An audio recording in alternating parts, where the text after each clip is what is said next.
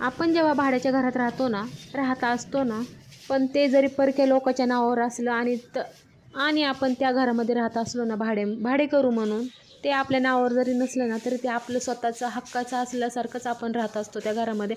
म्हणजे स्वच्छतेपासून ते सगळ्या गोष्टीचं तुटणार नाही, फुटणार नाही किंवा त्याच्यामध्ये काही नुकसान होणार नाही त्या घराचं. ह्या पद्धतीने आपण काळजी घेतो असतो. म्हणजे निष्काळजीपणाने वागत नाही, की बाबा हे माझं घर नाही आहे, भाड्याच्या घरात राहतोय आपण किंवा दुसऱ्या लोकांचं आहे, कसंही राहान, कसंही वागा किंवा घराच्या भिंती खराब करा किंवा कलर खराब करून टाका.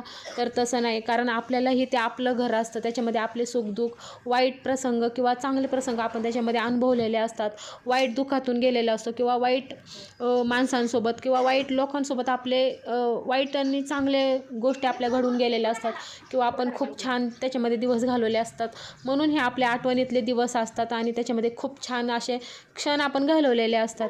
त्याच्यामुळे आपले ते भाड्याचं घर जरी असलं तरी ते आपलं स्वतःचं म्हणूनच आपण राहत असतो. आणि असं नाही की आपलं भाड्याचं घर आहे म्हणून कसंही ठेवा, घाण वगैरे ठेवा आणि अस्वच्छ राहा. जरी अस्वच्छ राहिलं आणि भाड्याचं घर असलं म्हणून काय झालं, पण आपण त्या घरात राहतो ना, आपलं दररोजचं उठणं बसणं असतं. त्याच्यामुळे ते आपल्याला घाण आणि असं अस्वच्छ ठेवता येत नाही.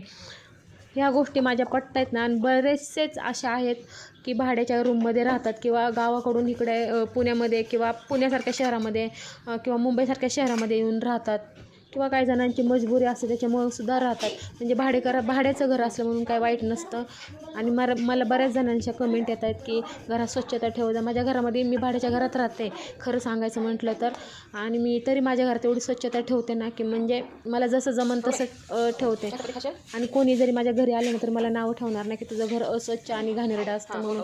कधीच नाही, मी आत्तापर्यंत कधीच नाही मला कोणी नावं ठेवलेलं. आणि चला जाऊ द्या, बाहेरचं बघा वातावरण कसलं भारी होतं. आणि माझे व्हिडिओ जर का तुम्हाला आवडत असतील ना तर नक्की सबस्क्राईब करा. चला टाटा बाय बाय, आज पुरतं एवढंच.